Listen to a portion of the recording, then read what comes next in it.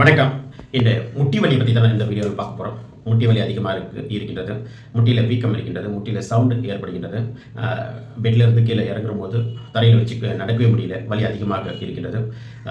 டே டைம்ல ஒர்க் அதிகமாக வேலை பார்க்கும்போது முட்டி வீங்கிடுது.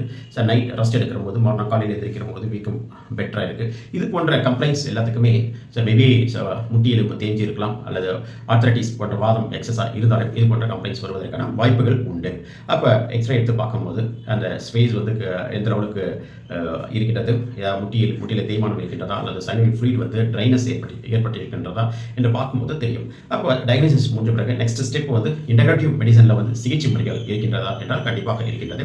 நம்ம ஹோலிஸ்டிக் வெல்னஸ் கேர் சென்டர்ல வந்து நீ அதாவது நீ ரீப்ளேஸ்மெண்ட்டே இல்லாமல் நான் சர்ஜிக்கல் மெத்தடில் அதிக ட்ரீட்மெண்ட் சிகிச்சை முறைகள் உள்ளன.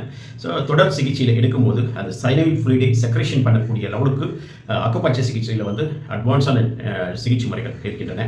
ஆகவே உங்களுக்கு ஏதேனும் முட்டியில் தேய்மானம் இருக்கின்றது, முட்டி வீக்கம் இருக்கின்றது, முட்டியில் சவுண்ட் ஏற்படுகின்றது, மார்னிங் எந்திரிச்ச உடனே தரையில் வச்சு நடக்கும்போது வலி ஏற்படுகின்றது என்றால் உடனடியாக டயக்னோசிஸ் பண்ணி அதுக்கான இன்டகிரேட்டிவ் சிகிச்சை முறைகளை எடுத்துக்கொள்ளுங்கள்.